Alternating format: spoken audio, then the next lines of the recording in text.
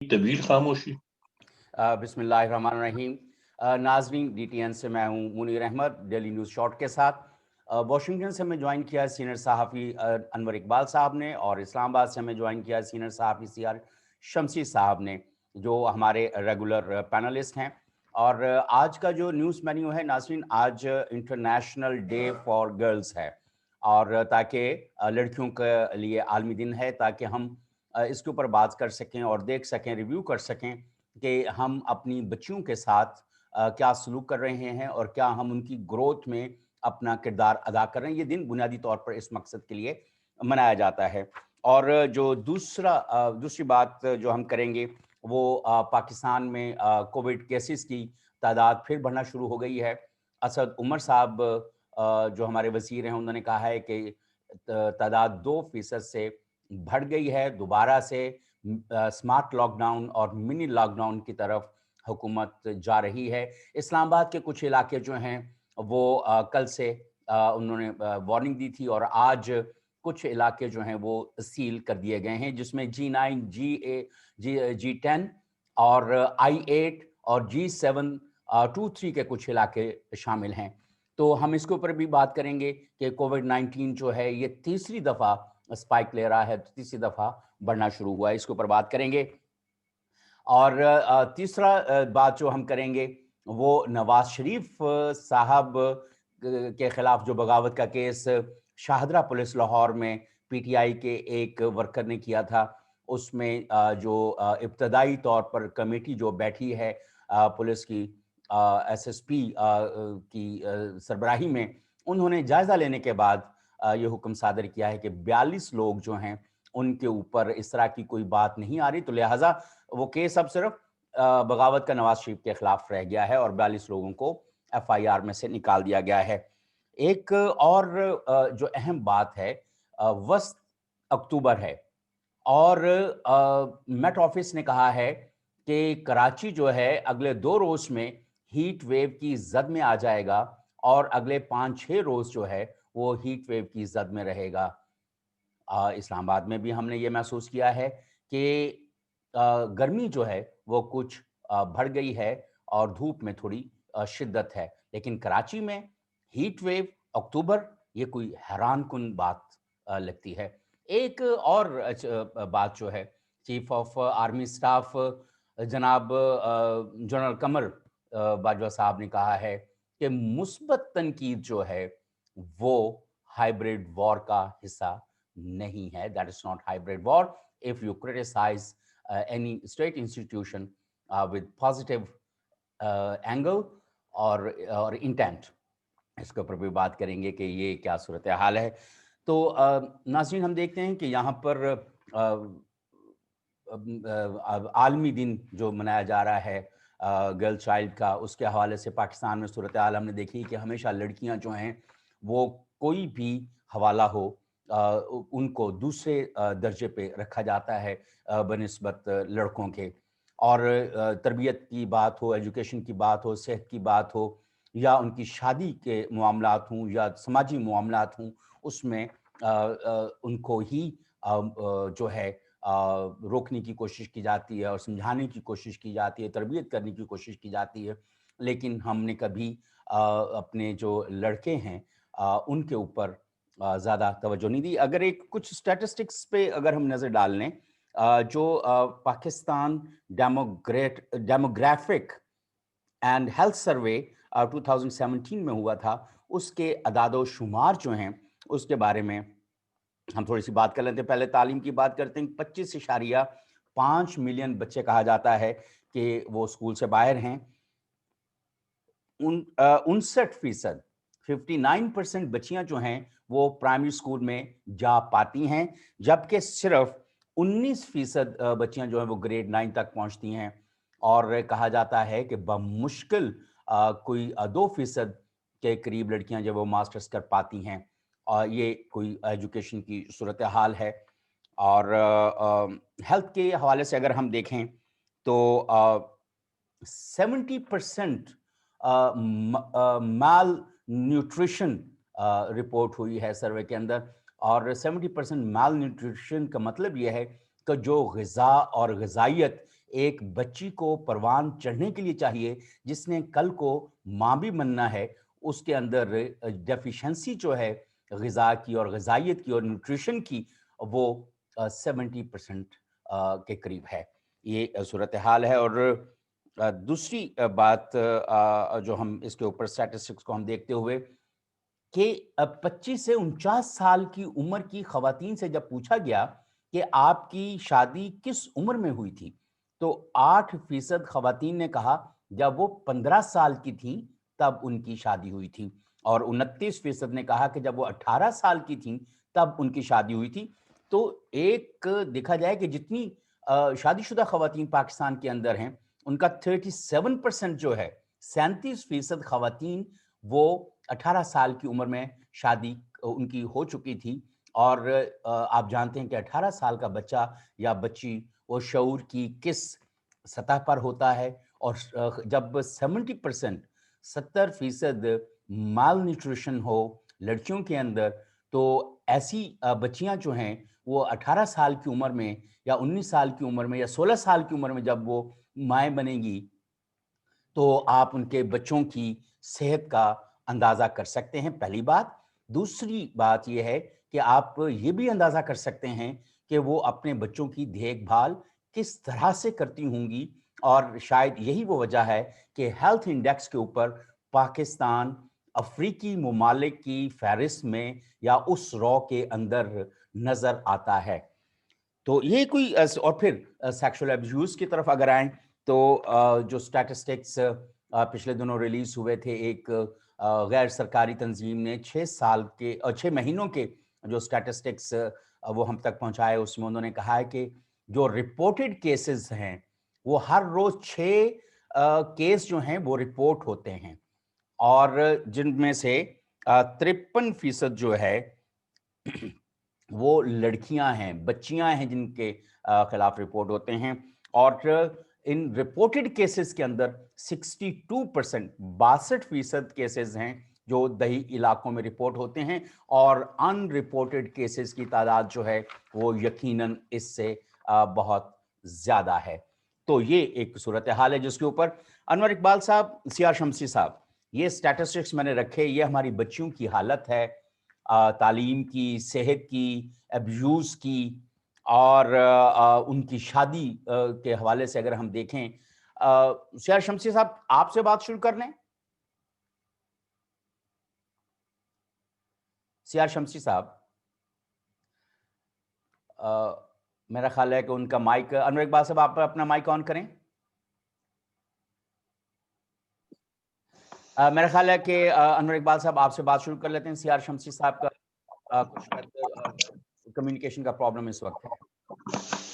آپ نے سٹیٹسٹکس دیکھے جہاں پر اس وقت ہم بات کر رہے ہیں، اور یہ آج کی بات نہیں ہے، ہمیشہ سے کہا جاتا ہے کہ بچیوں کی صحت، تعلیم اور اس کے اوپر توجہ دیں، اور وہ ایک مولانا محمد علی جوہر صاحب کا کال بھی ہے کہ آپ مجھے اچھی مائیں دیں اور میں آپ کو ایک اچھی قوم دوں گا۔ تو بچیوں کے اوپر توجہ نہیں ہے تو قوم کہاں سے بنے گی؟ بھائی بات یہ ہے کہ مسئلہ خواتین کا ہو، پسماندہ قوموں کا ہو، یا پچھڑی ہوئی جو کمیونٹیز ہوتی ہیں ان کا ہو، دنیا میں یہ بار بار تجربہ ہوا ہے کہ معاشی آزادی کے بغیر، اکنامک جو فائنینشیل ایمنسپیشن کے بغیر کسی قسم کی آزادی جو ہے وہ بے معنی ہوتی ہے۔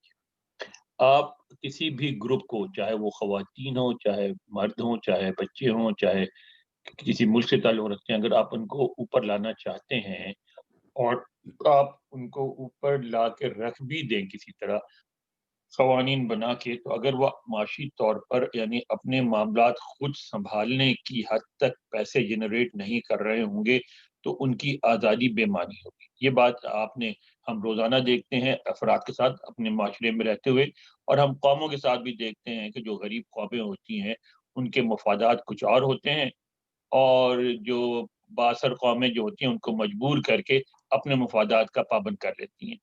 تو اب آپ دیکھ لیں، خواتین کا مسئلہ اس وقت تک حل نہیں ہوگا جب تک خواتین کو برابر کے معاشی حقوق نہ دیا جائیں، ان کو اس طرح جاب نہ دی جائے اور وہ خود جاب میں آئیں، ان کے لیے مواقع کریٹ کیے جائیں۔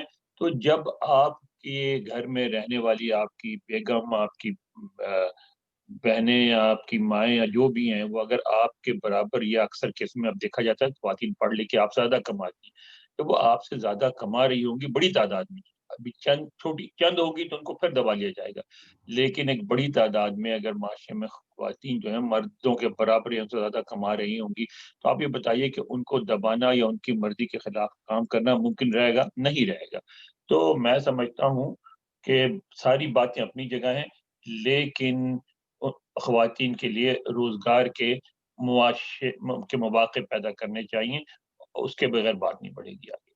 نہیں، وہ تو ظاہر ہے کہ جب وہ پڑھی لکھی ہوں گی تب ہوگا، جب وہ صحت مند ہوں گی تب ہوگا، جب وہ سیکشول ابیوز سے بچ جائیں گی تب ہوگا، جب ہم ان کو ایک سوشل سٹیٹس دیں گے، گھر کے اندر اعتماد دیں گے تب ہوگا۔ بنیادی بات تو یہ ہے نا کہ جو ہماری 18 سال یا اس سے کم 18 سال تک کی بچیاں جو ہیں ان کے ساتھ ہم سلوک کیا کر رہے ہیں، یہ ہم اصل میں فل منیر صاحب، اسٹیٹسٹک کی بات کر رہے ہیں نا۔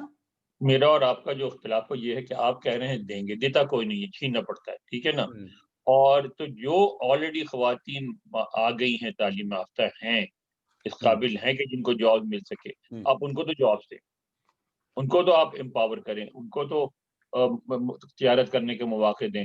جب وہ اوپر آئیں گی تو دوسری بھی آئیں گی، ان کی تعداد بڑھے گی تو حالات بھی چینج ہوں گے۔ اب مسئلہ صحیح، یہ ہے کہ آپ ہمارا تو جو ہے کہ ساری دنیا میں، ہمارے کیا مغرب میں بھی یہی حالت ہے، مغرب میں بھی یہی رونا ہوتا ہے کہ خواتین کی جو وہ ہے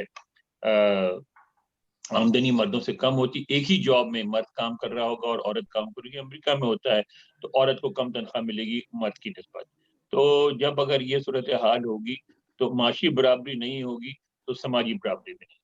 بالکل صحیح، وہ بالکل صحیح۔ سیار شمسی صاحب، میں نے ابھی کچھ جی جی جو سوشل انڈیکیٹرز ہیں ان کی بات کی ہے۔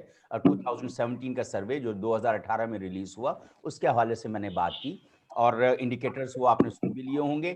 میں یہ جاننا چاہتا ہوں کہ یہ جو ہم اپنی بچیوں کے اوپر جو انویسٹمنٹ کرنی ہے، ایک تو جو گھروں کا رول ہے وہاں سے لے کے حکومت تک، ہمیں کہاں پر مطلب اس حوالے سے اتنی انویسٹمنٹ نظر نہیں آتی۔ تو کیا ہو سکتا ہے کہ کیسے بچیوں کے اوپر جو ہے انویسٹمنٹ بڑھ سکتی ہے، اور تاکہ وہ فعال کردار ادا کر سکیں جس طرح انور اقبال صاحب فرما رہے ہیں۔ بہت شکریہ منیر صاحب، اور انور اقبال صاحب کو بہت زیادہ سلام۔ دیکھیے جی، بہت اہم معاملے پہ آج آپ بات کر رہے ہیں، اور یہ ہماری سوسائٹی کا ایک ایسا تاریخ پہلو ہے جس پر باتیں تو بہت ہوتی ہیں لیکن ایک مخصوص طبقے میں ہوتی ہیں، یا بڑے شہروں میں، یا جس طرح آج آپ پروگرام کر رہے ہیں۔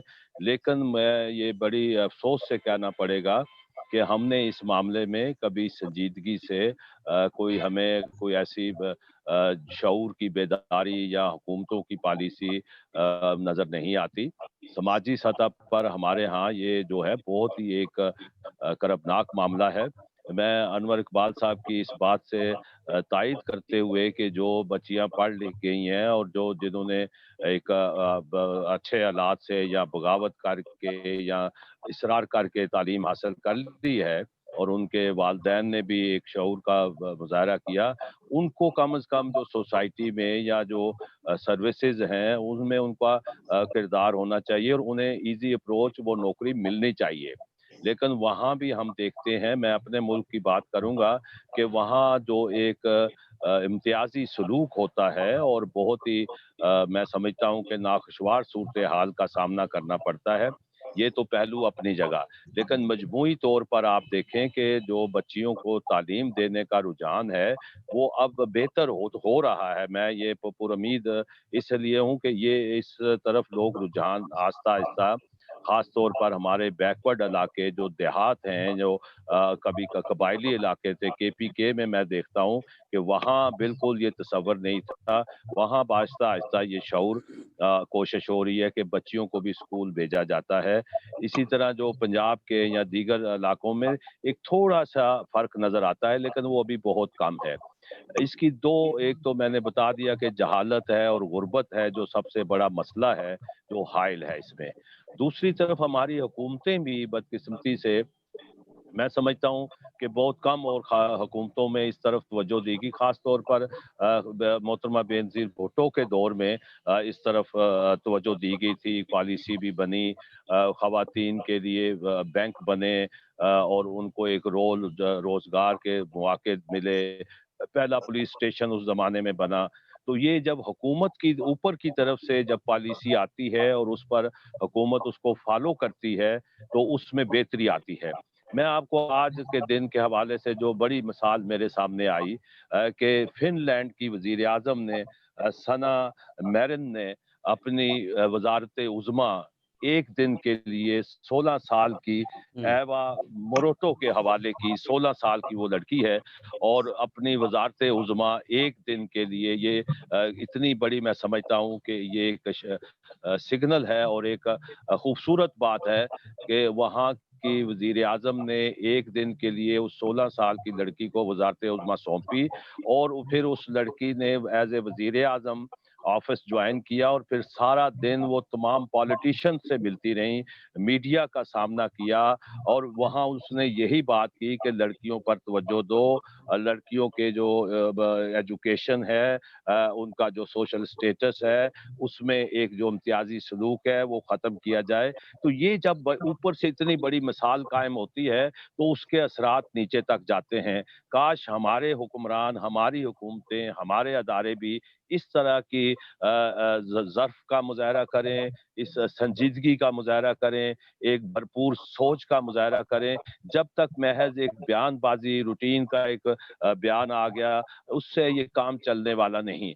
हमारी पार्लियामेंट में बेशुमार इस वक़्त ख़वातीन बैठी हैं, हर पार्टी की वहाँ नुमाइंदगी है, लेकिन मुझे आप बताएँ कि पाकिस्तान में पूरे दिन में मुझे कोई ऐसा इवेंट नज़र नहीं आया कि जिसमें ये कहा गया हो कि जो लड़कियां हैं उनको तालीम दी जाए या रोजगार दिया जाए या माशरे में एक जो उनका हक है इक्वल वो उसको दिया जाए। तो आपको कोई आप मेरे इल्म में तो नहीं, अगर आपके इल्म में है कि अगर पूरे मुल्क में कोई ऐसा इवेंट हुआ है, कोई नहीं, कोई तकरीब भी नहीं हुई हुआ है, सियार कोई शमसी सेमिनार साहब। हुआ है?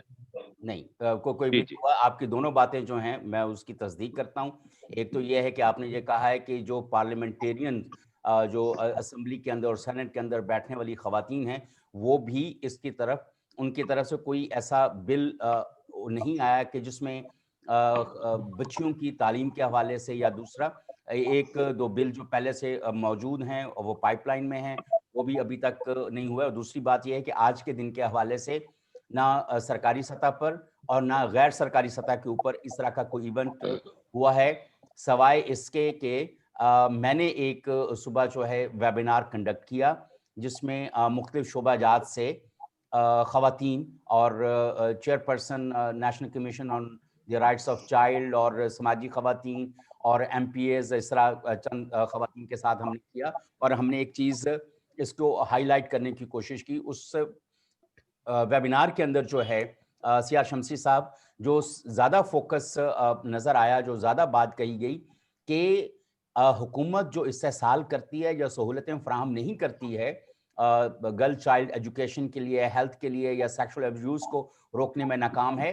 तो एक उन्होंने कहा कि जो रिस्पॉन्सिबल पेरेंटहुड है, वो भी नज़र नहीं आती। अगर घर से हम बच्चियों के ऊपर, जैसे मैल न्यूट्रिशन की बात हो रही थी, ये तो घर से हमने कंट्रोल करना है ना। बच्चों को ज़्यादा प्रेफ़रेंस देते हैं, बच्चियों को प्रेफ़रेंस कम देते हैं, उनकी एजुकेशन नहीं, के नहीं, ये ऊपर। देखिए ये पुराना इशू हो गया है, ये ठीक जवाब है, बहुत मैं समझता हूँ कि बात मैंने जो अर्ज़ की है कि सर हो आपको सोसाइटी में ज़मीनी हक़ाइक़ को देखना पड़ेगा।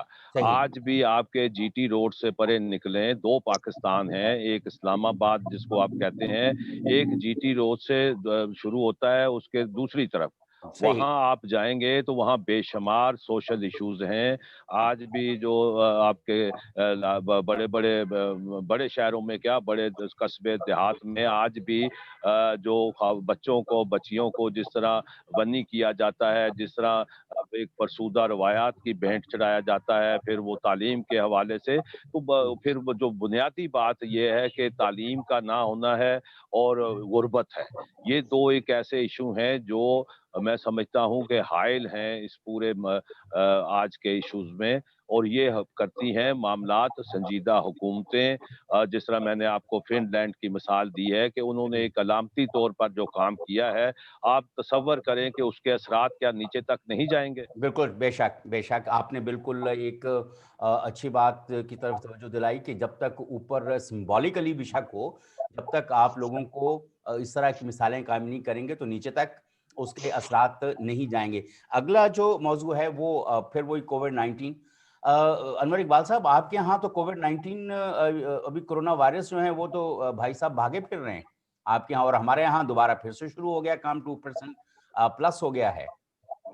ہمارے یہاں تو ختم کبھی بھی نہیں ہوا تھا.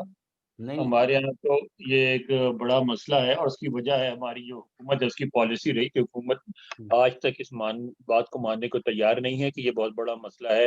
اور آپ نے دیکھا ہمارے صدر صاحب کا بیانات بھی آپ دیکھتے رہتے ہیں، وہ کہتے رہتے ہیں کہ لوگوں نے اس کو خواہ بڑا بنا دیا ہے، یہ تو ایک چھوٹا سا مسئلہ ہے اور آرام سے حل ہو سکتا ہے وغیرہ وغیرہ. تو جب تک حکومت سنجیدہ نہ ہو، چاہے امریکہ جیسا امیر ملک کیوں نہ ہو، چاہے امریکہ جیسے وسائل کیوں نہ ہو، جب تک حکومت سنجیدہ نہیں ہوگی تو اس پہ قابو نہیں پایا جا سکتا. اور سنجیدہ ہونے کے لیے سب سے اہم چیز ہے، یہ بات بالکل میں ہماری جو وزیر اعظم عمران خان ان کی اس بات سے بالکل میں اتفاق کرتا ہوں کہ پاکستان جیسا ملک اپنی معیشت کو مکمل بند نہیں کر سکتا، کیونکہ ہم تو بالکل ہی نیچے چلے جائیں گے، آلریڈی ہیں بہت نیچے، مزید نیچے جانا ہم افورڈ نہیں کر سکتے. مگر آپ کو اسمارٹ لاک ڈاؤن جو ہے اس کو سختی سے نافذ کرنا پڑے گا، یعنی بالکل ہر شخص پہ یہ لازم کرنا پڑے گا سختی سے کہ جو بھی گھر سے باہر نکلے ماسک پہنے، دفتروں میں، بازاروں میں، ہر جگہ سوشل ڈسٹینس کو جو ہے مینٹین کرنا پڑے گا. جگہ جگہ آپ کو جو سفید رنگ سے چونے سے مارک کرنا پڑے گا کہ اتنا فاصلہ آپ برقرار رکھیں.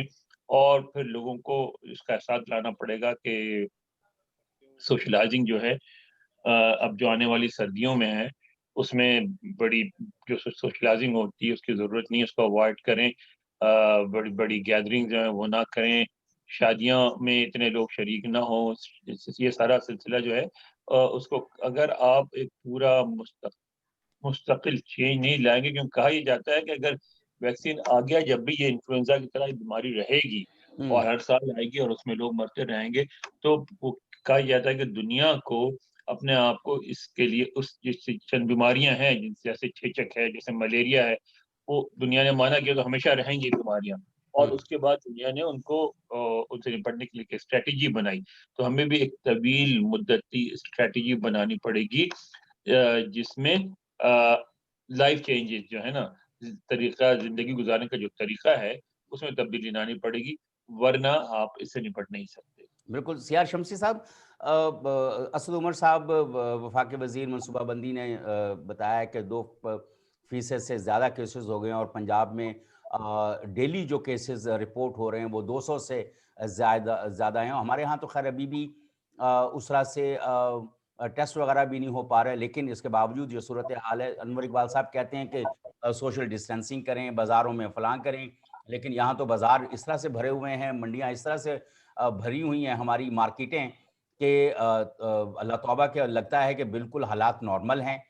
اب کیا طریقہ اختیار کیا جائے کہ لوگ سوشل ڈسٹینسنگ پہ اور ماسک پہننے کے اوپر راغب ہو جائیں، اور یہ کس طرح سے ہم رائے جو ہے ختم کر سکتے ہیں کہ کوئی کرونا شرونا نہیں ہے، یہ سب فضول بات ہے؟ وہی صدر ٹرمپ والی جو راگ ہے وہ بھی یہاں پہ بھی الاپا جا رہا ہے. سیار شمسی صاحب.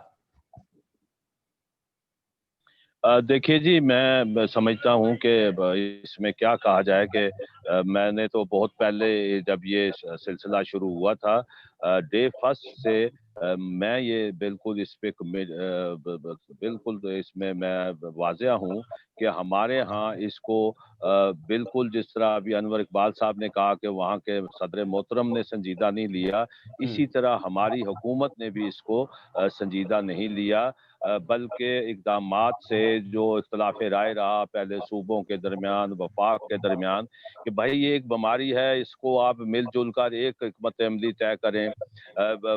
متضاد باتیں آتی رہیں، پھر جو پہلے کہا جاتا رہا کہ ماسک پہننے کی ضرورت نہیں रही हैं। बहुत अरसा ये इसकी पब्लिसिटी होती रही कि मास्क ना पहने, जो इसका शिकार हुआ है वो मास्क पहने, बाकी लोग ना पहने। तो एक गैर संजीदा रवैया रहा है, और वो रवैया इस तरह मैं उसको कहूँगा कि कोरोना कहीं ना जाना, ये हमने पॉलिसी अपनाई। और अभी जब दुनिया में कम होना शुरू हुआ तो हमने भी फौरन ही कहा कि हमारे यहाँ तो बिल्कुल ख़त्म हो गया। हमारी स्मार्ट पॉलिसी जो थी वो बड़ी शानदार रही, दुनिया ने उसको फॉलो किया। तो ये सारी महज चीज़ें गुफ्तगू तक रही। अमलन जो है इस हवाले से जो मनसूबा बंदी है, जो प्लानिंग है, जिसकी जानब अनवर भाई ने इशारा किया है, वो उसका बिल्कुल फुकदान ना सिर्फ नज़र आता है बल्कि गैर संजीदा रवैया है। और आपने दुरुस्त बात की कि हमारे यहाँ तो वो टेस्ट कराने का सिलसिला ही ख़त्म हो गया, और वो भी टेस्ट भी जो जब होते थे वो इतना महंगा टेस्ट है, और उसका जो तरीकाकार है, जिस तरह डराया जाता है, लोग जानबूझकर वो टेस्ट करवाने के लिए तैयार ही नहीं है कि अगर उनको खुदा ना खास्ता टेम्परेचर हुआ तो वो बस ले जाएंगे, ये आखिरी मुलाकात होगी। एक खौफनाक क़यामत का मंजर जब आप पेश करेंगे मर्ज का इलाज करने के बजाय लोगों को खौफ से मार देंगे, तो फिर उसको आप क्या कहेंगे? सही बात है। ये वाकई सूरत हाल ये है कि इसको उस तरह से संजीदगी से नहीं लिया गया, और वो जो कम्युनिटी अवेयरनेस और पब्लिक अवेयरनेस के लिए जो कैंपेन चलाई जानी चाहिए थी, वो भी उस तरह से नहीं चलाई गई, और इंश्योर नहीं किया गया कि जो प्रिकॉशनरी मेजर्स बताए गए हैं उसके ऊपर। हाँ, अगर कहीं आप ऑफिसेज में जाते हैं, जैसे अभी स्कूल्स वगैरह खुले थे, तो वहाँ पे बाहर लिखा हुआ है कि जो मास्क नहीं पहनेंगे तो अंदर नहीं आने देंगे। बैंक्स के बाहर भी ऐसी कोई सूरत हाल है, लेकिन मार्केट्स के अंदर जो है और शॉप्स के अंदर जो है वो भी कंट्रोल करना बड़ा ज़रूरी था। लेकिन वहाँ पे इस तरह के हमें कोई हिफाजती इकदामात नज़र नहीं आए, और आवाम के अंदर इस राय का पाया जाना कि कोई कोरोना शोरोना नहीं है, ये सब यहूदी साजिश है, या मगरबी मुल्कों का कोई तिजारती कोई वेस्टेड इंटरेस्ट है। तो ये बहरहाल इसके ऊपर लोगों को थोड़ा शऊर उजागर करने की ज़रूरत है, और हुकूमत को भी इसको संजीदा लेने की ज़रूरत है। लेकिन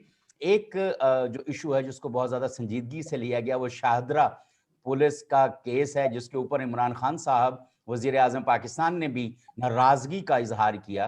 वो हम पढ़ रहे थे, और जिसके बाद जो है शाहदरा पुलिस ने वहाँ पे जो एसएसपी साहब हैं उन्होंने और बाकी जो सीनियर अफसरान हैं उन्होंने बैठकर इस केस को देखा, और इब्तदाई तौर पर ये तय किया कि जिन 42 अफराद को, जिसमें प्रेसिडेंट एजेके भी शामिल थे और 3 रिटायर्ड लेफ्टिनेंट जनरल भी शामिल थे, उनको इस केस से निकाल दिया जाए। तो 42 अफराद, अनवर इकबाल साहब, पंजाब पुलिस के जो सीनियर अफसरान कहते हैं कि उनके वो बगावत केस में नहीं है, सिर्फ नवाज शरीफ साहब जो हैं वो बगावत केस में मुलव्वस पाए गए हैं, तो लिहाजा उनके खिलाफ बाकायदा कार्रवाई की जाए। और एक और ऐब ने जो कहा है कि उनका पासपोर्ट जो है और शनाख्ती कार्ड वगैरह जो उसकी पाकिस्तान की आइडेंटिटीज हैं उनको मुअत्तल कर दिया जाए। Your comments. पहले तो मुनीर साहब बात है कि मैं आप थोड़ा सा कोरोना के बारे में बात कर लूं कि शमशी साहब भी वही गलती कर रहे थे जिससे आपने देखा हो कि वर्ल्ड हेल्थ ऑर्गेनाइजेशन जो है WHO वाले बार बार मना करते रहे हैं कि हुकूमतें इसको हुकूमत और हिज़्ब इख्तिलाफ का मसला ना बनाएं। ये जो है ये सिर्फ हुकूमत का मसला नहीं कि हुकूमत ने ये किया या हुकूमत ने ये नहीं किया, पूरे माशरे के रवैये में तब्दीली की जरूरत है। आप ये बताइए कि जहां तक इसका ताल्लुक है, वो जो दूसरी बीमारी है हमारे यहाँ पोलियो, ठीक है, मैं नहीं समझता कि मौजूदा हुकूमत तो खैर अब आई है, मियां नवाज शरीफ की हुकूमत, पीपल्स पार्टी की हुकूमत, उससे पहले बेनजीर साहबा की, और उससे पहले बीच में मुशर्रफ की हुकूमत, फौजी हुकूमत, किसी भी हुकूमत ने, मैं नहीं समझता कि अवाम को ये कहा है कि पोलियो जो है उसमें मगरबी ममालिक ऐसी दवाइयां डाल देते हैं जिससे आपके बच्चे पैदा नहीं होंगे, ठीक है। अब वो तो यार बच्चे पैदा नहीं होंगे तो अच्छा ही होगा, आपकी आबादी कम हो जाएगी, लेकिन चलें, लेकिन किसी ने नहीं कहा ये। हाँ, यहाँ मसला है माशरती रवैयों का। हुकूमत, सारी हुकूमतें, मैं समझता हूँ सब हुकूमतों ने कोशिश की हर किस्म की कि पोलियो के बारे में अवाम का रवैया तब्दील हो, لیکن اس میں ہمارے مولوی حضرات رکاوٹ آتے رہے, وہ لوگوں کو سمجھاتے رہے کہ نہیں اس میں دوا میں, پولیو کے دوا میں وہ شامل ہے جی, جس کی وجہ سے آپ کے بچے نہیں ہوں گے. تو یہ جو رویہ نا, ہر چیز سازش ہوتی ہے, ہر چیز مغرب اس لیے کرتا ہے کہ پیسے بنانے. بھائی دواؤں میں آپ کتنے پیسے بنا کے دے دیں گے؟ پاکستان کتنے پیسے بنا کے دے گا؟ دنیا میں سب سے بڑی مارکیٹ جو ہے وہ امریکہ ہے. ہر دنیا کا ہر ملک, بھارت کروڑوں کیا اربوں ڈالر کی دوائیاں یہاں بیچتا ہے. امریکی کمپنیاں جب اپنے یہاں دوائیاں بیچ لیتی ہیں تو اس میں آلریڈی وہ اگر اپنے ملک میں مل جائے تو ان کا خرچہ اور ان کا منافع پورا ہو جاتا ہے. ٹھیک ہے, اس کے بعد پھر مغربی یورپ کی طرف جاتی ہے اور اس کے بعد مشرق وسطیٰ میں جاتی ہے. تو یہ تین خوشحال خطے اگر قابو کر لیں تو ان کی 70% آمدنی نکل آتی ہے, باقی 30% پوری دنیا سے بناتی ہیں. پوری دنیا میں سے چین جو ہے ان کے پہنچ سے باہر ہے, کیونکہ چین اپنی دوائیں خود بنا کے خود ڈسٹریبیوٹ کرتا ہے. تو اس میں آپ کیا سمجھتے ہیں کہ پاکستان جو ہے, ساری فارماسیوٹیکل کمپنی کی ساری آمدنی پاکستان سے ہی آتی ہے, اس لیے پاکستان کے خلاف ہی سازش ہو رہی ہے. یار کوئی باتیں تو یہ سمجھائے لوگوں کو کہ یار یہ مسئلہ, یہ معاشرتی رویے کا حکومتوں اور اپوزیشن سے کوئی تعلق نہیں ہے. میں سمجھتا ہوں سب پارٹیاں, سب لوگ جو موجود ہیں پاکستان میں, سب چاہتے ہیں کہ کووڈ-19 کا خاتمہ ہو, پولیو کا خاتمہ ہو, سب سنسیئرلی کام کر رہے ہیں. یہ سپوز کر کے آپ ایسی حکمت عملی بنائیں جس میں لوگوں کے سمجھ میں تبدیلی آئے. جب تک آپ نہیں کریں گے نہیں بات آئی. رہی اب آپ کی بات دوسری آگے شاہدرہ والی, یعنی وہ جو کیس رجسٹر ہوا تھا, وہ بھائی یہ اس کا تھوڑا سا بیک گراؤنڈ یہ ہے کہ ہماری جو عمر شیخ صاحب ہیں, یہ ہمارے یہاں 4 ساڑھے 4 سال رہے. واشنگٹن سے جانے سے پہلے ان سے میری کافی روابط رہے, گفتگو ہوتی رہی ہے. وہ سپر سیڈ ہو گئے ہیں, ٹھیک ہے, اور میرا خیال ہے ان کی آخری پوسٹنگ ہے, اس کے بعد وہ ریٹائر ہو جائیں گے. اب وہ آئی جی بھی نہیں بن سکتی. انہوں نے کیس بھی کیا تھا, جب ان کو سپر سیڈ کیا گیا تھا تو وہ کیس بھی ہار گئے تھے. تو یہ آخری پوسٹنگ ہے, ان کو اس کا ڈر نہیں ہے کہ وہ ڈیموٹ ہو جائیں گے, نکال دیا جائے گا, کچھ ہوگا, وہ ان کے قریب ہے. اور کہا یہ جاتا ہے کہ انہیں منصوبے بھی بنا لیے ہیں کہ آخری ریٹائرمنٹ کے بعد کیا کریں گے. سارا کچھ ایجوکیشن کے فیلڈ میں جا رہے ہیں, پورا انہوں نے ایک سسٹم بنایا جس سے وہ پیسے اپنی آمدنی جاری رکھیں گے, جائز طریقے سے, جائز طریقے سے نہیں میں کہہ رہا. تو وہ اب یہ چاہتے ہیں کہ جاتے جاتے ان کا ایک امپیکٹ بنے, اور امپیکٹ کس طرح بنتا ہے, اس طرح بنتا ہے پتہ نہیں. کس طرح کی ہماری حکومتیں ہیں, کیسے حکمران ہیں, ان کو کبھی عقل نہیں آتی. وہ بھی اسی جال میں بار بار پھنستے ہیں. وہ امپیکٹ اس طرح بنایا جاتا ہے کہ حکومت کو خوش کیا جائے. حکومت کیسے خوش کیا جائے؟ وہ آپ بغاوت کا مقدمہ لگا دیجیے 42 لوگوں پہ. جب آپ نے مقدمہ چلایا, یہ سارے کے سارے 42 کے 42 رہ جاتے اگر اس میں آپ نے آزاد جموں اور کشمیر کے وزیر اعظم کو شامل نہیں کیا ہوتا. کیونکہ ان کو شامل کر دیا, وہ آپ نے انڈیا کو کسی نے, کسی عقل کے اندھے نے, میں منہ سے گالیاں نکلتی ہیں, یہ نہیں سوچا نام پڑھتے ہوئے کہ جب ہم یہ کریں گے آزاد جموں اینڈ کشمیر کے وزیر اعظم کا نام صرف اس لیے کہ وہ مسلم لیگ کا ہے, کہ پیپلز پارٹی کا یا حزب مخالف کا ہے, اس کا نام شامل کریں گے تو ہم ایک تحفہ بنا کے, جس طرح ہاکی میں ہوتا ہے, پوری موومنٹ بنا کے ان کو ڈی میں کھلا کے دے رہے ہیں کہ آپ مار کے گول کر دو. تو بھارتی پاگل ہیں کیا ہے کہ اس کو فائدہ نہیں اٹھائیں گے. ظاہر ہے وہ فائدہ اٹھائیں گے, انہوں نے فائدہ اٹھایا, انہوں نے ایشو بنا لیا. اور آزاد مقبوضہ کشمیر کے لوگوں میں مایوسی پیدا ہوئی کہ پاکستان میں بھی یہی ہوتا ہے ہمارے لوگوں کے ساتھ. تو آپ وہ چونکہ ان کا نام آپ نے شامل کر لیا تھا, اس لیے ان کو وڈرا کرنا پڑا. بات یہ ہے یار خدا کے لیے ختم کرو یہ سلسلے, اس طرح کے سٹینڈ لینا, اس طرح کی چیزیں کرنا نہیں یار. جس طرح ہمارے جو آرمی چیف نے کل کہا کہ مثبت منفی تو اپنی جگہ خود اپنی مرضی سے آپ ڈیفائن کریں, لیکن حکومت پہ تنقید کرنا, وزیر اعظم کی مخالفت کرنا, وزراء کی مخالفت کرنا, حکومت کی پالیسیز کی مخالفت کرنا بغاوت نہیں ہے, غداری نہیں ہے, ملک کے ساتھ زیادتی نہیں, یہ صرف اپنی رائے کا اظہار ہے. آپ کے پاس حکومت ہے, آپ کے پاس طاقت ہے, آپ 5 سال اپنی پالیسیوں پہ عمل دراوت کرتے رہے اور اس کے بعد انتخابات میں جائیں اور اس کے بعد جو آئے وہ دیکھا جائے گا. لیکن آپ نے کیونکہ برطانوی پارلیمانی سسٹم کو قبول کیا ہے, یا تو سسٹم میں تبدیل کریں. آپ امریکی سسٹم میں آئے جس میں یہ ہوگا 4 سال مکمل ہونے سے پہلے حکومت کو ہٹایا نہیں جا سکتا, پھر تو ٹھیک ہے. لیکن اگر آپ برطانوی پارلیمانی سسٹم چلانا چاہتے ہیں تو برطانوی پارلیمانی سسٹم میں یہ بات قانوناً جائز ہے کہ حکومت کے انتخاب کے 1 ہفتے بعد بھی اپوزیشن کوشش کر سکتی ہے, اور اگر کامیاب ہو جائے پارلیمنٹ کے ذریعہ تو اس حکومت کو گرا سکتی ہے. تو آپ یا تو سسٹم میں تبدیل کریں یا اس سسٹم کے ساتھ جو پلس اور مائنس ہے دونوں کر سکتے ہیں. بالکل صحیح. سیار شمسی صاحب, اب مثبت تنقید کی chief of army staff general Qamar Bajwa صاحب نے کہا ہے کہ جو مثبت تنقید ہے وہ ہائبرڈ وار نہیں ہے. مطلب یہ ہے کہ آپ اس کو اس طرح سے نہیں لے سکتے. اور بڑی خوبصورتی سے شاہدرہ والے کیس کو اور مثبت تنقید والی بات کو جوڑا ہے. تو کیا آپ دیکھتے ہیں کہ نواز شریف کی جو تقریر انہوں نے دو کی ہیں وہاں پہ وہ مثبت پہلو اس میں کوئی نظر آتا ہے آپ کو؟ دیکھیے جی، پہلے تو میں سمجھتا ہوں کہ یہ جو مقدمہ واپس لیا گیا ہے اور بالکل درست بات کی ہے کہ اس میں جو آزاد کشمیر کے وزیر اعظم فاروق حیدر صاحب کا نام شامل کیا گیا تھا، وہ شامل کرنے سے اتنا بڑا دھچکا پہنچا ہے کشمیر کاز کو کہ پاکستان کی ظاہر فارن پالیسی کی بنیاد ہے کشمیر، اور ہم پوری دنیا میں روز کشمیر کا ذکر کرتے ہیں، اور خاص طور پر 5 جولائی، جو لاسٹ 5 جولائی تھی جب کشمیر کو اس نے ڈسٹرکٹ بنا لیا، تو اس پہ ہم نے بھرپور جو ہے ایک اظہار کیا ڈپلومیٹک فورم پر، پولیٹیکلی، لیکن اس ایک واقعے نے وہ سارے پہ پانی پھیر دیا ہے. دوسری بات یہ ہے کہ یہ جو مقدمہ درج ہوا تھا یہ کوئی پی ٹی آئی کا کارکن بتایا جاتا ہے، اور وہ مقدمہ درج ہونے کے بعد وہ منظر سے غائب ہے.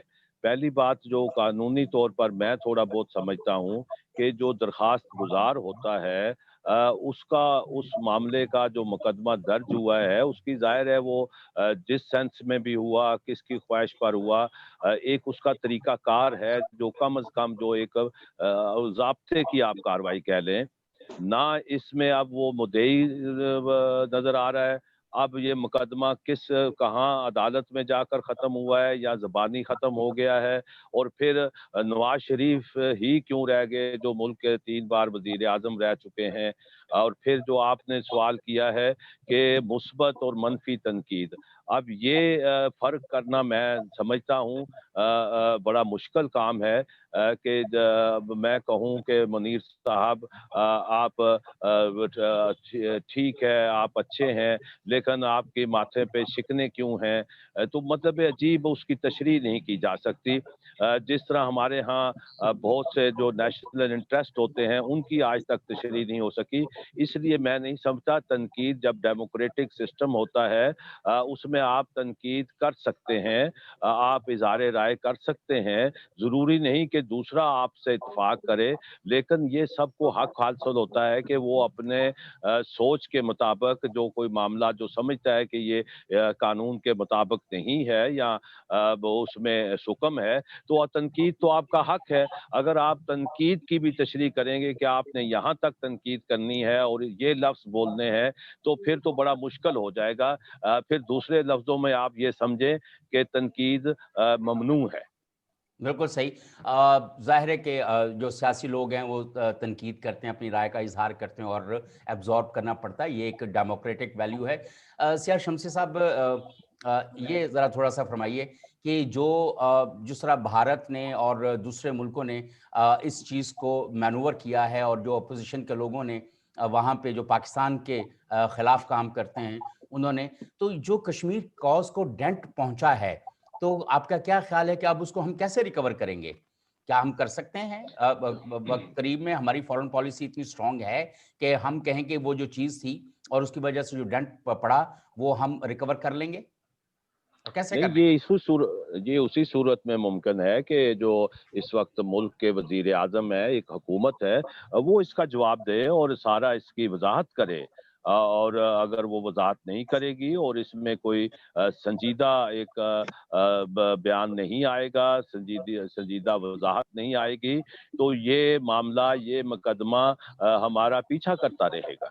بالکل صحیح. انور اقبال صاحب یہی سوال آپ سے، لیکن ایک اس میں تھوڑی سی اضافے کے ساتھ کہ کشمیر کاز کو جو ڈنٹ پہنچا ہے یا نقصان جو پہنچا ہے اس کو ریکور کرنے میں ہماری فورن پالیسی کیسے ہو سکتی ہے. لیکن عمران خان صاحب جو ہمارے وزیر اعظم ہیں، انہوں نے اس کے اوپر ناراضگی کا اظہار کیا، جس کی بنیاد کے اوپر 42 لوگوں کو پولیس کے والوں نے نکال دیا، لیکن نواز شریف کو پھر بھی رہنے دیا.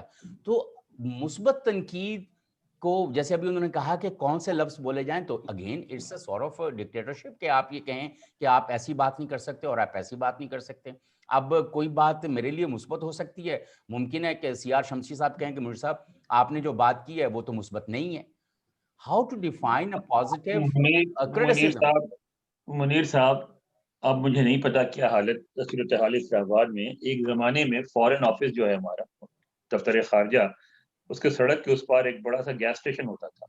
وہ ابھی بھی ہے. ہمارے ایک آغا خانی دوست ہیں، ان کا ہی ہوتا تھا ہاں اور اب بھی ہے. تو اس گیس اسٹیشن کو تھوڑا سا آگے پیچھے کرتے اور اس بلڈنگ کو تھوڑا سا بڑا کر کے وہاں ایک ڈینٹنگ پینٹنگ کی ورک شاپ کھول لیں.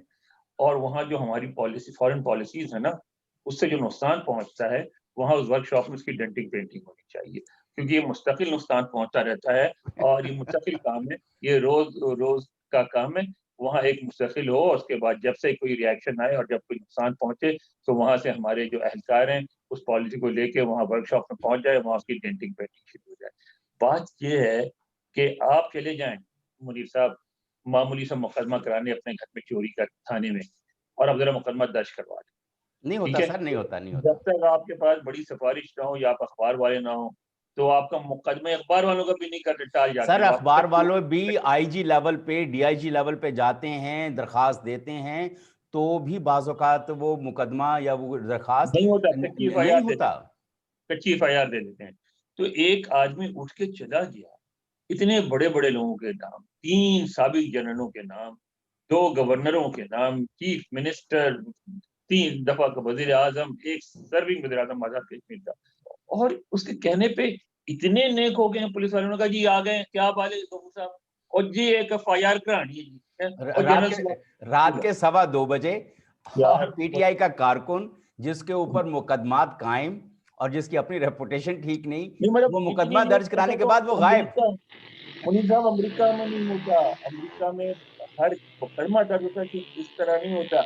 آپ جب ان کے پاس جاتے ہیں تو وہ سب سے پہلے آپ سے کہتے ہیں، پوچھتے ہیں کہ کیا کمپلین ہے، آپ کمپلین بتاتے ہیں تو وہ کہتے ہیں لکھ کے دو. آپ لکھ کے دیتے ہیں، پھر وہ کہتے ہیں کہ ہمارا بندہ آئے گا، افسر آپ سے آئے گا، موقع وادات کا معائنہ کرے گا، سب کچھ کرے گا، اور اس کے بعد پھر وہ آپ سے معائنہ کر کے کہتا ہے کہ ہماری تو یہ اسسمنٹ ہے، آپ بتائیں کہ آپ مقدمہ درج کرانا چاہتی ہے یا نہیں چاہتی ہیں. پھر بھی آپ انسسٹ کریں تب مقدمہ درج کیا جاتا ہے پہلے، اور اس کے ساتھ پولیس کی اسسمنٹ لگائی جاتی ہے کہ ہمارے خیال میں جو اس نے جو کمپلین کی ہے یہ صحیح ہے غلط ہے. تو آپ امریکہ سے بھی آگے بڑھ گئے، آپ نے منٹوں میں یار اتنے بڑے بڑے لوگوں کے خلاف مقدمہ درج، کس کو آپ بیوقوف بناتے ہیں بھائی. اور یہ میں نہیں کہتا کہ پی ٹی آئی کر رہی ہے، معاف کیجیے گا، ہر حکومت نے پاکستان میں یہ کیا.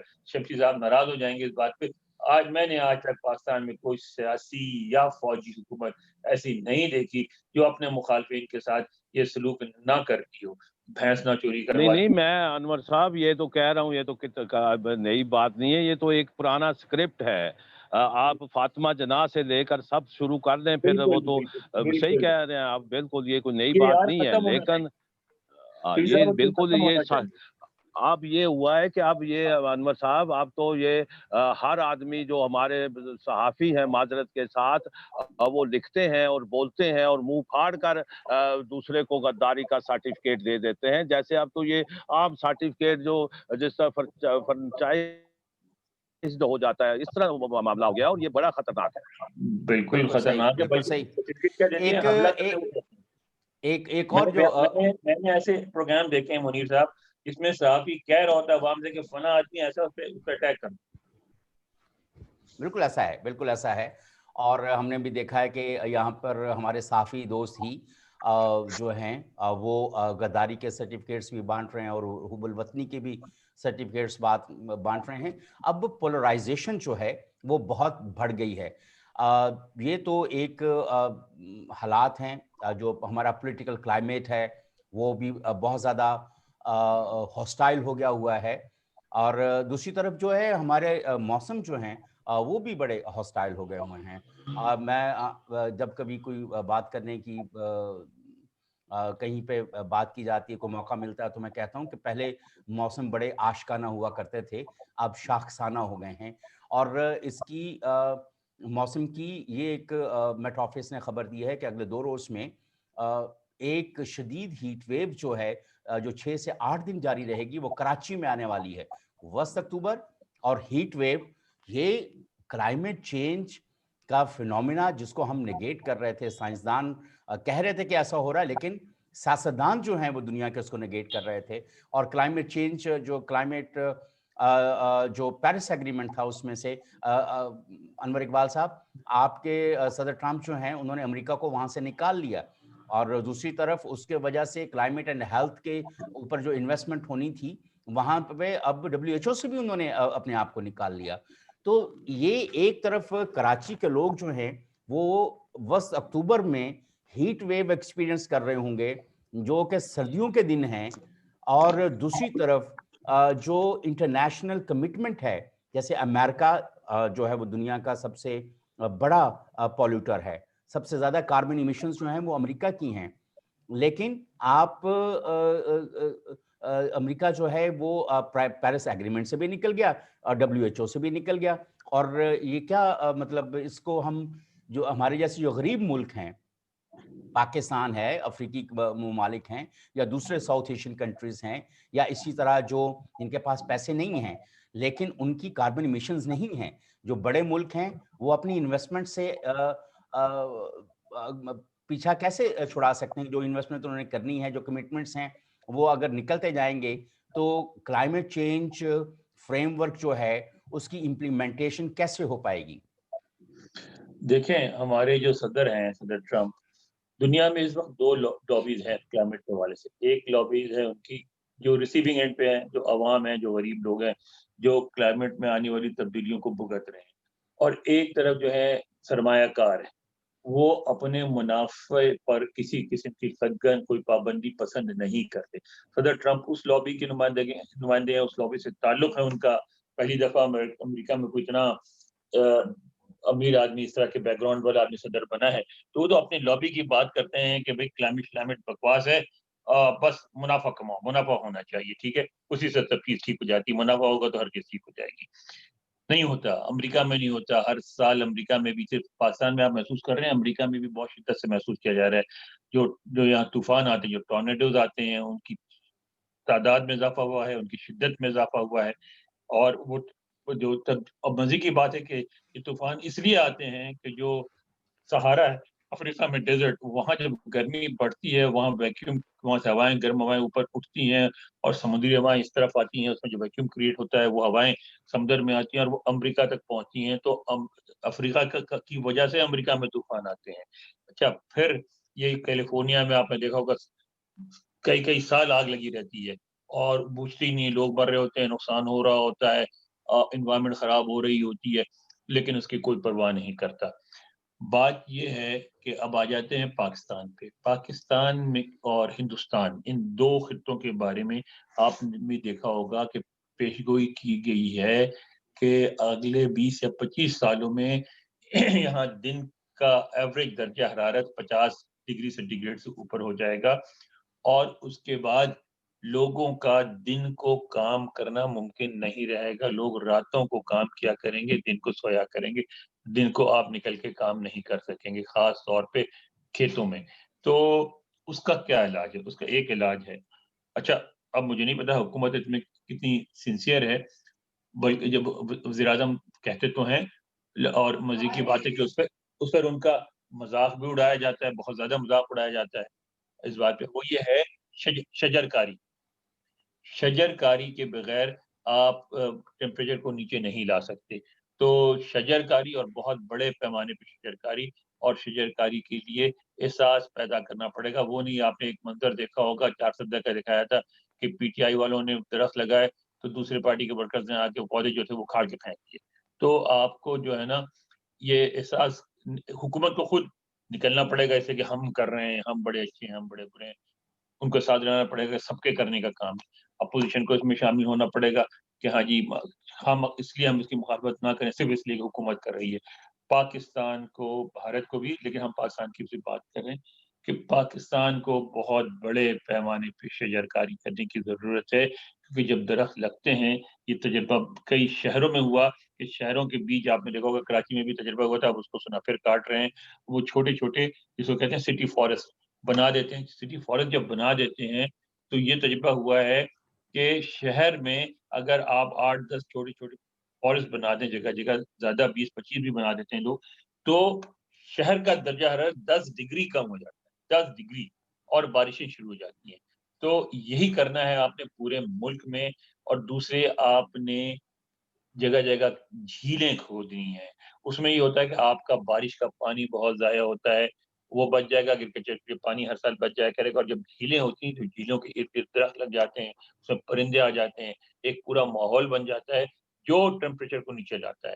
تو آپ کو شجرکاری، جھیلیں بنانا، اس طرح کے کاموں پہ بہت زیادہ فوکس کرنی پڑے گی، لیکن میرا خیال ہے ابھی تک تو ہمیں اس کی سمجھ بھی نہیں، کیونکہ اگر حکومت یا کوئی بھی جب اس شجرکاری کی یا جھیلیں کھودنے کی باتیں کرتا ہے، چھوٹے چھوٹے پیمانے پہ کام کرنے کی، تو لوگ اس کا مذاق اڑاتے ہیں کہ ہمارا ایک ذہن بن گیا ہے کہ بہت بڑا کارنامہ ہوگا، تربیلا ڈیم بنے گا، دنیا کا سب سے بڑا ڈیم، دنیا کا سب سے بڑا اسٹیشن، دنیا کا سب سے بڑا ہوائی اڈہ، تو ہی ترقی کی نہیں، چھوٹے چھوٹے کاموں سے ترقی ہوتی ہے۔ امریکہ کی معیشت، شمشید صاحب نے دیکھا ہے، امریکہ کی معیشت کی ریڑھ کی ہڈی بڑا بزنس نہیں ہے، امریکہ کی معیشت کی ریڑھ کی ہڈی چھوٹا بزنس ہے۔ وہ خود کہتے ہیں کہ بڑا بزنس جابس کریٹ نہیں کرتا، چھوٹے بزنس جو آپ گلی محلے میں دکانیں کھولتے ہیں، گلی محلے میں جو ورک شاپ کھولتے ہیں، وہ جابس کریٹ کرتی ہیں۔ تو آپ صحیح۔ کو بھی اسی طرح یہ چھوٹے چھوٹے کام کرنے پڑیں گے جن سے آپ ماحولیات پر قابو کر سکتے ہیں۔ بالکل صحیح بات ہے، لیکن ایک پیرس ایگریمنٹ کے بعد گرین کلائمیٹ فنڈ بنا تھا، اور اس کے اندر جو ترقی یافتہ ممالک تھے انہوں نے پیسہ کنٹریبیوٹ کرنا تھا، اور ریسنٹ جو ایسٹیمیٹس ہیں وہ کوئی 10-12% سے اوپر ابھی تک گرین کلائمیٹ فنڈ کے اندر پیسہ جمع نہیں ہو پایا ہے۔ جو بڑے ملک ہیں جیسے امریکہ ہے، امریکہ نے اس کے اندر کچھ کنٹریبیوٹ نہیں کیا ہے، اور ایک اور جو امریکہ جیسی سوچ رکھنے والے ممالک ہیں انہوں نے بھی اپنی کمٹمنٹس جو ہیں جو پیرس ایگریمنٹ میں کی تھیں وہ پوری نہیں کی ہیں۔ آپ انور اقبال صاحب جو فرما رہے ہیں جو بہت سارے اقدامات کرنے چاہیے، اس کے لیے ظاہر ہے کہ پیسہ چاہیے۔ پیسہ ان لوگوں نے دینا ہے جنہوں نے دنیا کا کلائمیٹ خراب کیا ہے، انوائرمنٹ یا گرین ہاؤس گیس ایمیشنز اتنی زیادہ کر دی ہیں، تو پیسہ تو انہوں نے دینا ہے، اور لیکن ولنریبلٹی جو ہے پاکستان کی 5ویں نمبر پر ہے۔ اس طرح اوپر 3-4 افریقی ملک ہیں۔ مالدیوز کے بارے میں کہا جاتا ہے کہ وہ اگلے کچھ سالوں کے اندر جو ہے وہ بالکل ڈوب جائے گا، وہ آئلینڈ جو ہے۔ تو اس طرح کی صورتحال میں اگر بڑے ملک اپنی کمٹمنٹس پوری نہیں کریں گے تو چھوٹے ملک جس طرح کی آپ نے تجاویز دی ہیں یا آپ نے کہا کہ یہ ایکشن لینا ضروری ہے، وہ ایکشن کیسے لیے جائیں گے؟ یہاں پہ روٹی نہیں ملتی، تو یہ مطلب بڑے لوگوں کو، بڑے ملکوں کو اپنی کمٹمنٹس پوری جب تک نہیں کریں گے تو ترقی پذیر ملک جو ہیں وہ اس طرح کے اقدامات نہیں لے پائیں گے۔ منیر صاحب، آپ کی بات بالکل درست ہے، اس سے اختلاف ممکن نہیں ہے کہ بڑے ممالک کو اپنی جو فرائض ہیں پورے کرنے چاہیے۔ انفارچونیٹلی اس وقت ساری دنیا میں، جن میں بڑے ممالک بھی شامل ہیں، ایک نیشنلزم کا رواج چلا ہوا، ساری دنیا میں، ہمارے ملک میں بھی ہے، ہر جگہ ہے، اور یہاں ہمارے ملک میں تو یہاں تک ہے کہ لوگ اپنے صوبے سے ہٹ کے کچھ کرنے کو تیار نہیں ہے۔ وہ کہتے ہیں کہ پنجاب کی حد تک ہے تو ٹھیک ہے، سندھ میں کچھ ہو تو ہمیں کیا، سندھ کی حد تک ہے تو ٹھیک ہے، پنجاب میں کچھ ہو تو کیا۔ یہ وبا ساری دنیا میں چلی ہوئی ہے، اور امریکہ میں بھی ہے۔ امریکہ میں پورا ایک طبقہ ایسا موجود ہے جو یہ کہتا ہے کہ ہمیں کسی کے لیے کچھ کرنے کی ضرورت نہیں، ہمیں صرف اپنے پاس۔ حضرت ٹرمپ خود کہتے ہیں امریکہ فرسٹ، ٹھیک ہے نا، اس کے بعد کوئی بات کرے۔ اور انہوں نے ابھی اس دفعہ UNGA تقریر میں بھی کی کہ بھائی ہماری تو پالیسی ہے منافع کمانا امریکہ کے لیے، آپ بھی اپنے ملکوں کے لیے منافع کمائیں، ہمیں کوئی انٹرسٹ نہیں اور کسی چیز میں۔ تو آپ کو جو ہے یہ اب آپ کیا کریں گے؟ وہ اگر وہ ممالک جن کو دینا چاہیے بات وہ آپ کو نہیں دیں گے، آپ ان سے چھین سکتے ہیں؟ آپ ان سے چھین نہیں سکتے، آپ ان کو مجبور نہیں کر سکتے۔ تو پھر آپ کو اپنے وسائل کے اندر رہتے ہوئے ہی بہت کچھ کرنا پڑے گا، اور اس میں جو شجرکاری ہے، اس میں جھیلیں کھودنا ہے، آپ کو ضروری نہیں ہے کہ آپ کو بڑے بڑے بلڈوزر لا کے دیا جائے۔ جب بھی آپ کریں گے، آپ کے پاس بہت بڑی تعداد میں ینگ مین پاور موجود ہے جن کو آپ لگا دیں بیلچے اور کدالیں پکڑا کے، اور وہ کھود کے وہ کام شروع کر دیں، پودے لگانا شروع کر دیں۔ آپ کو اپنے لیول پہ جب آپ کام کرنا شروع کریں گے تو دنیا میں احساس بھی پیدا ہوگا اور امداد بھی آ سکتی ہے۔ لیکن یہ تو بار بار بات کہی جاتی ہے، وہ ہر جگہ کہی جاتی ہے کہ بڑی بین الاقوامی امداد کا زمانہ چلا گیا، اب مستقبل قریب میں کم از کم उस तरह की इमदाद जो आपसे चंद साल पहले तक, चंद बरसों पहले तक मिलती थी, अब दुनिया में किसी मुल्क से किसी को नहीं मिलेगी। बिल्कुल सही। आपने बिल्कुल सही बात बताई। ये जो आपने मॉडल बताया, ये वही मॉडल है जो चाइना ने कोई काफ़ी वक़्त पहले, 30 साल पहले तकरीबन ये मॉडल शुरू किया था, जिसमें उन्होंने अपने तालिब इल्मों को कहा था कि आप जितने पौधे लगाएँगे उतने आपको नंबर मिलेंगे, और कम्युनिटी जो ट्री प्लांटेशन है उसको भी उन्होंने बहुत प्रमोट किया था, और जिसकी वजह से वहाँ पर माहौलियाती आलूदगी और जो उनकी बंजर ज़मीनें थीं, वो आबाद हुई। उन्होंने अपने किसानों को भी इसके अंदर एंगेज किया और इंसेंटिव्स दिए और अपनी ज़राअत को प्रमोट किया। उन्होंने ज़ाहिर है कि 30, 40, 35 साल के अंदर बहुत सारे ऐसे इक़दामात किए जो हमें भी करने चाहिए।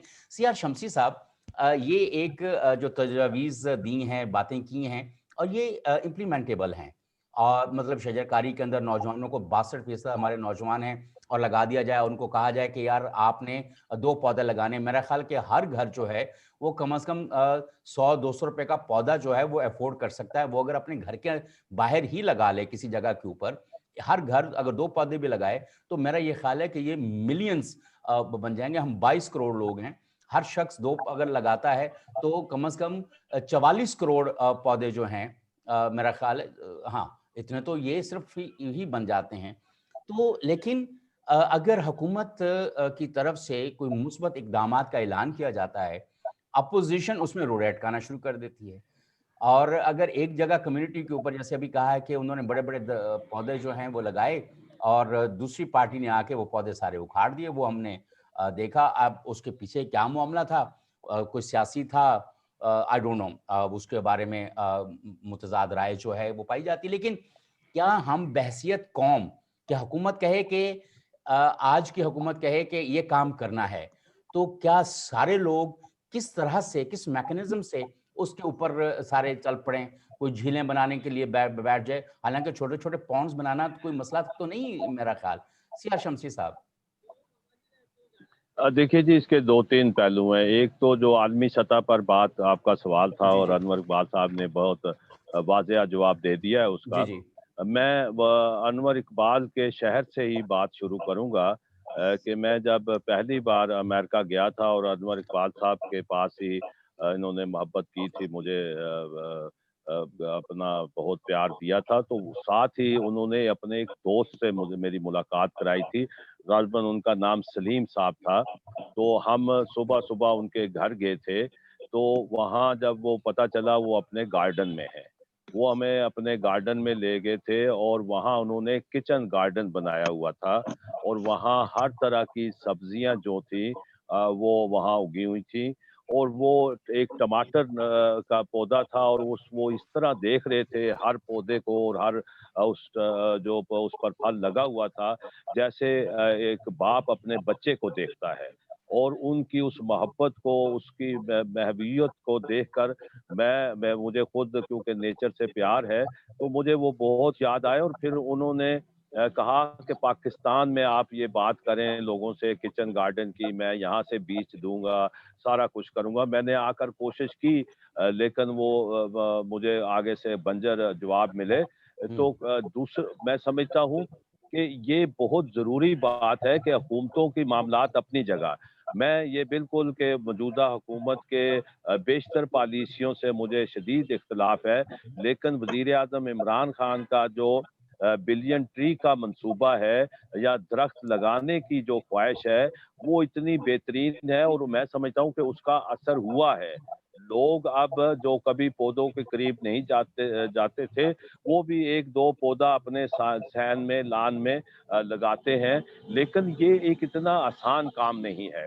और मुझे वहीं ग़ालिबन सलीम साहब ने बात की थी या किसी और दोस्त ने मुझे वाक़या सुनाया था कि बरतानिया में जो बच्चों के एजुकेशन है जब उनकी छुट्टियाँ होती हैं, जिस तरह हमारी गर्मियों में छुट्टियाँ होती हैं और वहाँ उनकी सर्दियों में होती हैं, तो वो जो होमवर्क होता है, वो उनको कोई किताबों का ढेर या कॉपियों पर लिख के वो नहीं देते कि ये आपने करना है। वो सिर्फ़ उन्हें एक जाते हुए हर बच्चे को एक बीज का पैकेट दे देते हैं। और साथ कहते हैं कि ये बीज आपने इसके लिए पहले ज़मीन तैयार करनी है, फिर ये बीज लगाना है, फिर इसको पानी देना है, और जब ये कोपल इसकी फूटेगी, और ये सारा रोज आपने लिखना है कि आज मैंने ये जमीन में पौधा बीज लगाया है। दूसरे दिन जब बढ़ते बढ़ते जब छुट्टियां खत्म होती हैं, तो साथ ही वो पौधा भी जो है वो सर उठा चुका होता है, और वो उस बच्चे की तरबियत भी हो जाती है, और उस पौधे से जो उसकी एक नेचुरल मोहब्बत हो जाती है, फिर वो सोसाइटी में पूरी तरह सराहत करता है। तो बिल्कुल मैं सही। समझता हूँ कि हमारे यहाँ अभी तक उस तरफ तवज्जो नहीं दी गई। हमारे किसी स्कूल में, तालीमी इदारों में मैंने नहीं देखा कि बच्चों को कोई एक पीरियड रख दिया जाए कि आप जो शजरकारी है इसकी क्या अहमियत है, आप आज जाके ये पौधा लगाएं, ये बीज लें, उसको कोई एक उसकी तारीफ करें। वो रवैया ही नहीं है। जब तक हमारे रवैये नहीं इस तरफ आते नेचर की तरफ, और नेचर को तो हम कल भी आपने इस मौजू पर बात की थी, हम अपने परिंदों के साथ क्या करते हैं।